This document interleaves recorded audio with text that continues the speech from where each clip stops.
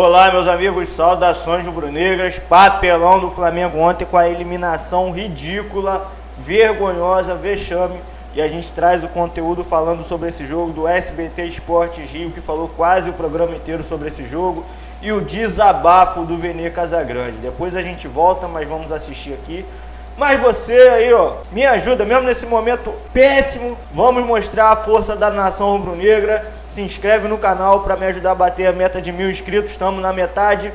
Conto com a sua força. Vamos assistir, depois a gente volta. A noite parecia que iria começar boa. Arrascaeta cobra falta e Bruno Henrique aparece para abrir o marcador. Mas aí o Olímpia vem logo em seguida. Gonzalez cruza e acha Torres livre para cabecear. Tudo igual. Nova chegada do time do Paraguai com Torres, mas a bola fica com Matheus Cunha. Na segunda etapa já começa quente, com Sampaoli levando o segundo cartão amarelo por reclamação e é expulso. O Flamengo tenta com Bruno Henrique, mas a bola para no goleiro Spínola. E aí é a vez do Olímpia não desperdiçar. Após cobrança de escanteio, Ortiz sobe mais que todo mundo e cabeceia para o gol. 2-1. Sem reação acontece o que ninguém esperava. Mais uma cobrança de escanteio e também de cabeça a Brueira vira o jogo. O rubro-negro consegue marcar, mas estava impedido. Em cruzamento de Luiz Araújo, bate e rebate na área e a bola fica com Vitor Hugo só para empurrar. Mas após a análise do VAR, o árbitro sinaliza impedimento de Gabigol na jogada. O Flamengo ainda tem uma última chance para tentar empatar. Luiz Araújo cruza e Vitor Hugo quase finaliza, mas a bola acaba ficando com o goleiro do Olímpia e eliminando o Flamengo de forma precoce da Libertadores, somando o 5º fracasso com apenas 8 meses de temporada. Ô, Vene, guarda o sorriso aí, hein? Vamos lá, que vamos falar sério agora. O rubro-negro tá bravo. O Vamos rubro-negro tá agora. bravo. O que aconteceu? Se a gente falava aqui que o Flamengo das Copas, né, era um Flamengo mais agressivo, mais decidido, mais efetivo, não foi o que a gente viu ontem contra o Olímpia. Mais concentrado, mais intenso. Exato. E, de fato, não foi isso que aconteceu. Fernanda Maia, falando sério agora, eu acho que, brincadeiras à parte, a gente precisa ter um discurso bem sério aqui, porque o que aconteceu ontem foi uma das noites mais lamentáveis da história do Flamengo. Faltou vergonha na cara. Inadmissível. Não é possível que os jogadores do Flamengo, após a partida, não se olhem no espelho e pensem o seguinte: o que eu estou fazendo com a camisa do Flamengo? A partir do momento que esses jogadores eles vestem a camisa do Flamengo, eles, ao mínimo, eles precisam honrar a quantidade de torcida que estava acompanhando essa partida de ontem. Eles representam mais de 40 milhões de torcedores. E o que eles fizeram ontem foi uma noite ridícula, uma noite vergonhosa, uma postura lamentável. E eu, infelizmente, tenho que criticar o Gabigol, porque após a partida, ao invés de ele ter um discurso de autocrítica, de uma autoanálise, ele parar e pensar e falar, eu não fiz um bom jogo, ele preferiu criticar a arbitragem, alegando que a Conmebol é ao lado do estádio e por isso que o Flamengo foi prejudicado por conta da arbitragem. Não, Gabigol. O Flamengo foi prejudicado e eliminado graças ao próprio Flamengo. E é um problema enraizado que a gente vem falando desde o começo do ano. É um erro. Para a gente chegar até a vergonha contra o Olímpia, a gente precisa relembrar tudo que a diretoria fez. Ou seja, nada, só besteira. Eles tiraram o Dorival Júnior e colocaram o Vitor Pereira. Depois, no meio da temporada, contrata o Sampaoli achando que o Sampaoli fosse dar jeito. O Flamengo se auto-sabota, Fernando Maia. Depois do jogo contra o Atlético Mineiro, uma virada histórica dentro do Campeonato Brasileiro, o que aconteceu? Um funcionário deu um soco na cara de um atacante. O ambiente do Flamengo hoje é péssimo, um ambiente horrível. E óbvio, não é culpa só dos jogadores, não. É culpa também do Sampaoli. A gente brinca aqui, mas o Sampaoli errou em tudo ontem. O Sampaoli é um treinador que cobra intensidade. O que ele faz? Me coloca o Felipe Luiz, que não tem mais nenhuma intensidade. Nenhuma intensidade. E o pior, ele deixa o Felipe Luiz até os 30 minutos do segundo tempo, algo inexplicável. Todas as jogadas do time paraguaio foram em cima do Felipe Luiz. Como um time, como o Flamengo, com o investimento que tem, me toma 3 gols de cabeça numa única partida. O Matheus Cunha, ele não sai em nenhuma jogada. O Gabigol andando em campo ontem e o São Paulo não coloca o Pedro. Claro, por quê? Por quê? Óbvio que ele está com implicância com o atacante do Flamengo. A partida que o Gerson fez ontem, uma partida lamentável, andando em campo sem nenhuma vontade de vencer. E o que mais me revolta, Fernanda Maia, não é perder. O Flamengo não vai ganhar sempre. A forma como perde. Após o jogo, os jogadores não demonstram nenhuma insatisfação, exceto o Bruno Henrique, que botou a cara e pediu desculpas à torcida do Flamengo. E, de fato, o que esses jogadores fizeram ontem, eles precisam ser cobrados sim. porque é uma postura como se nada tivesse acontecendo, aceitando a derrota. Eles sentam num passado recente de vitória e pronto. Precisa ter uma reformulação no elenco do Flamengo. Esses jogadores não têm mais vontade de vencer, não têm mais tesão. E vou repetir aquilo que o Louco Abreu disse, você vai se recordar disso, para jogar no Flamengo tem que ter aquilo roxo. O vascaíno querendo zoar, tá em penúltimo no Brasileirão. Não tem jeito, os jogadores não têm mais vontade de vencer. O problema do Flamengo hoje é falta de tesão. Os jogadores do Flamengo não têm mais tesão em vencer. E o pior, não demonstram mais insatisfação quando perdem. Porque após o jogo de ontem, a postura deles é como se nada tivesse acontecido. Isso é lamentável. Se a gente for olhar, por exemplo, o River Plate, quando foi eliminado, os jogadores revoltados. O Nacional, quando foi eliminado, os jogadores revoltados. E o Flamengo, como se nada tivesse acontecido. Libertadores, né? Isso é muito normal. Libertadores. Muito normal. Libertadores. E assim, respeito a história do Olímpia. Mas se a gente for parar e analisar o momento do Olímpia, um momento ridículo. Tanto é que a gente falou aqui que o Flamengo chegava como um amplo favorito e que seria uma vergonha se não passasse. Para piorar a eliminação, a forma como foi. O Flamengo saiu na frente, depois tomou a virada de 3-1, tomando 3 gols de cabeça, e os jogadores, após o jogo, como se nada tivesse acontecido, aceitando uma derrota vexatória. Então, os jogadores do Flamengo, saibam, vocês entraram na história, mas de uma forma negativa.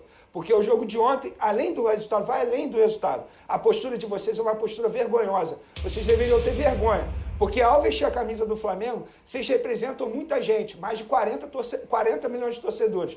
Pô, Fernanda Maia, se coloca no lugar dos torcedores que saíram do Rio de Janeiro e foram lá para o Paraguai acompanhar. Eu tenho uma amiga que está lá, a Camila, ela falou, Venê, o que eles fizeram ontem é falta de respeito com a gente aqui. Esses torcedores só vão voltar sábado. Essa hora os jogadores já dormiram bem, já almoçaram, vão a caminho do CT, vão ter o segurança, evitando protesto.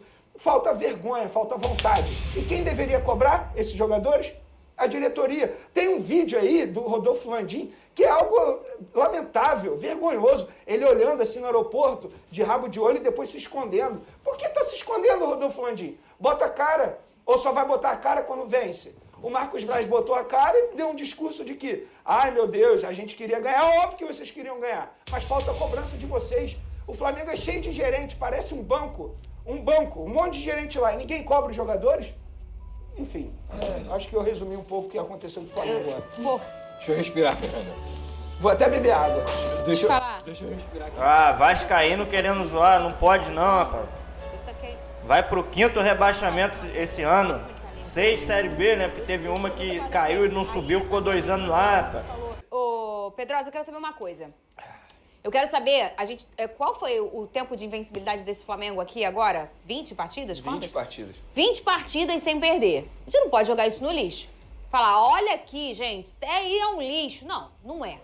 Não é. Não pode. Não pode, não tem como dizer isso. 20 partidas sem perder é coisa pampa. E a gente não tá falando de competições que o Flamengo briga, que são competições fracas. São adversários poderosos. Então, se joga bem ou joga mal, tem uma efetividade ali. Acontecendo em 20 partidas, isso aconteceu nos últimos jogos. Beleza. Mas eu quero saber que se dentro desse recorte tão positivo, ele é muito por conta do trabalho do Sampaoli, ou você acha que é muito por conta da qualidade que já existe nesse grupo do Flamengo?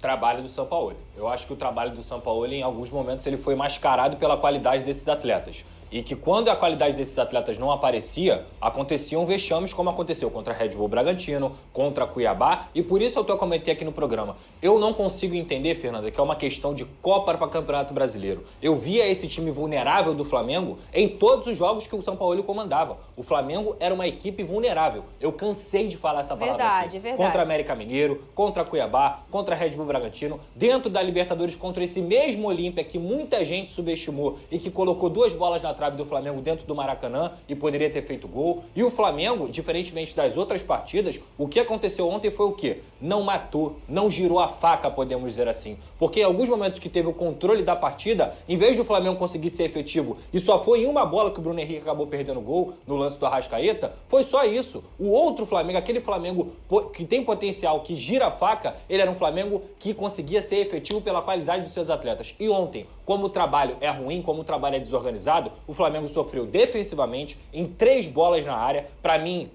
honestamente, o Matheus Cunha falha em 2, tá? Falha no primeiro gol, pra mim, que ele sai errado, faz uma leitura errada da jogada, e falha no segundo gol também. Eu vou ser honesto, Fernanda, no segundo gol, eu achei que a bola era dele. Que a bola era dele. Do nada eu vi a bola balançando na rede, e eu falei assim, que isso, cara? Gol do Olímpia? Eu não acreditei que tinha sido gol do Olímpia. E aí depois tomou mais um gol em uma jogada clara do Olímpia, que já tinha feito isso no final de semana, colocou um centroavante mais alto pra jogar e conseguiu chegar ao terceiro gol. Pior, ontem eu falei assim, eu sou muito ligado à estatística, mas a estatística ela também traduz o jogo quando você interpreta. O Flamengo não teve escanteio no jogo ontem, Fernanda. Você tem noção da falta de conseguir a efetividade, a pressão, de levar perigo ao gol adversário? Que a bola tá ali e ela foi resvalada. Foi isso que aconteceu. E o Flamengo fez um gol como? Numa bola parada, num lance isolado do Bruno Henrique, porque jogar mesmo não jogou. E aí, repito, ele até conseguiu colocar o Thiago Maia, que pra mim, no primeiro tempo, salvou o Flamengo de já não sair perdendo no primeiro tempo. Sim. Pela contenção que ele conseguia dar ali naquele meio campo. Só que aí o Felipe Luiz, no segundo tempo, fez uma partida trágica principalmente, porque não conseguiu ter ritmo, caiu de rendimento e aí entra o Sampaoli. Ele já deveria ter voltado com o Ayrton Lucas, sabendo das limitações do Felipe Luiz, no segundo tempo, para poder atacar e para se defender também, porque a recomposição do Ayrton Lucas é muito melhor do que a do Felipe Luiz. E também o Pedro, pelo amor de Deus. Você colocar um cara que é atacante de seleção brasileira, independentemente do problema que você teve com ele, e esse problema colocar acima do Flamengo também traduz o que aconteceu. Porque o Pedro, em uma bola, poderia ter conseguido levar pelo menos para os pênaltis. Destacamos aqui outro dia um belo jogo do Felipe Luiz, lembra? E aí no jogo seguinte... Foi contra o Grêmio. Foi contra o Grêmio. O Vene disse, eu não colocaria o Felipe Luiz. Aliás, vamos agradecer a grande audiência. Um beijo para vocês que estão aqui com a gente, tá? E aí, para quem é Bengão, tem a parte técnica e tem a brincadeira também, que o futebol carioca respira e respira aqui no SBT Esporte Rio com muito respeito sempre. Ô, Vene Casagrande, e aí você destacou, e o Pedrosa também, o bom jogo do Felipe Luiz contra o Grêmio. Show. No jogo seguinte, você disse, eu não colocaria o Felipe Luiz. E aí o Pedrosa, poxa, eu colocaria. Você não, por uma questão física. Eu acho que ele não aguenta. E o Sampaoli botou e ele não jogou bem. Você voltou nesse programa e falou o quê? Viu? Eu não colocaria o Felipe Luiz por uma questão física, não é técnica. Ele é muito bom, mas ele não aguenta tudo.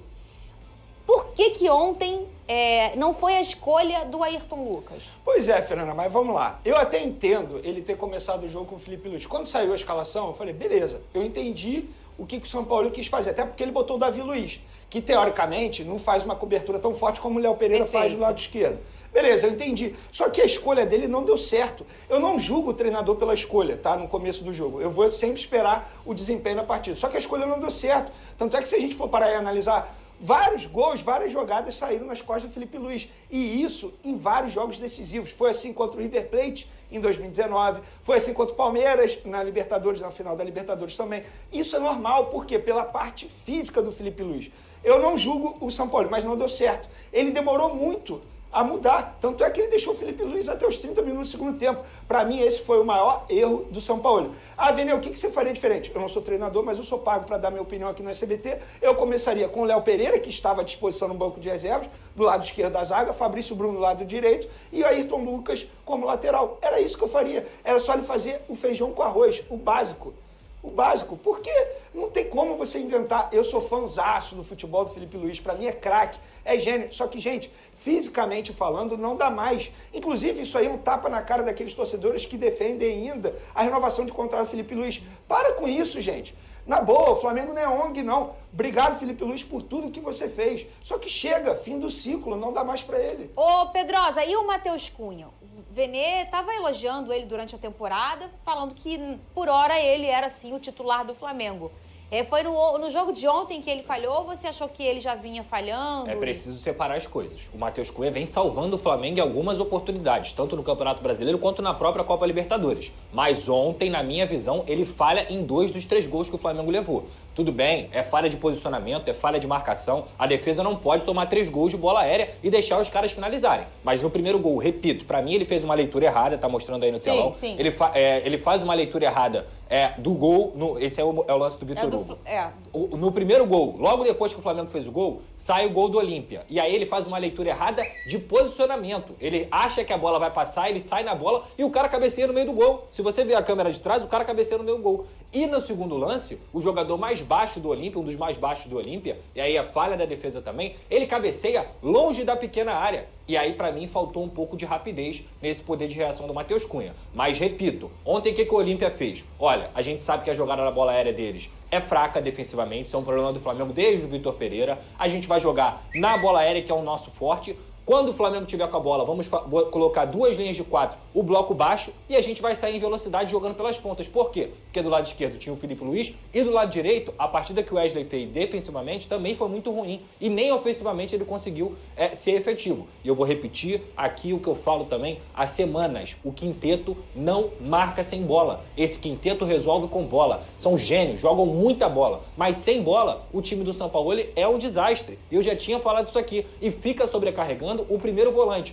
Caso seja o Thiago Maia, sobrecarrega o Thiago Maia. Caso seja o Alan, sobrecarrega o Alan. Tanto é que esses jogadores sempre tomam um cartão amarelo. Expostos. Eles sempre ficam expostos. E aí depois parece que a culpa é deles. E muitas vezes parece que a culpa é da zaga também. Mas é simples. O futebol hoje, se os 11 não voltarem, fizerem recomposição, e no caso do Flamengo, que tem um time extremamente técnico, não conseguir resolver com bola, vai sofrer. Porque o Everton Ribeiro não é um cara que marca, o Gabigol marca muito mais ali na frente e fez uma partida muito ruim ontem, o Arrascaeta só fez uma partida boa com bola, é outro que não marca. E só pra finalizar, Veni, o Gerson, se você quer usar ele como meia, você tem que colocar proteção. Vai colocar o Gerson como volante e vai espetar o Gerson, ele não vai marcar. E o Gerson é um gênio, joga muito, craque de bola. E tem até um bom bote, mas a partir do momento que ele tá lá na frente, ele não solto, tem né? recomposição. Ele tá solto. Então, pra mim, repito, sem bola, o time do Flamengo é um desastre. E não só por esse jogo. É ruim no campeonato inteiro. É um dos times que mais tomam gol dentro da temporada do futebol brasileiro. Isso é um problema. Muitos craques, mas sem bola, que é uma fase importantíssima, tão importante quanto com bola no futebol, o time do Flamengo é frágil. Tem um exemplo disso que o Pedrosa mencionou num lance, ainda no primeiro tempo. Se eu não me engano, estava 1-0 ainda Flamengo, no máximo 1-1 o jogo. Teve um lance que o Arrascaeta ele perde a bola, ele simplesmente bota a mão na cintura e não volta para marcar, não recompõe. Ele meio que pensa assim, beleza, eu não preciso fazer mais nada. Eu tentei fazer a jogada aqui no ataque, perdi a bola, aí ele bota a mão na cintura. Gente, vocês sabem o quanto eu sou fã do Arrascaeta. Mas não dá para um jogador como ele fazer isso. E a gente está falando de um jogador jovem, gente. O Arrascaeta não tem nem 30 anos, cara.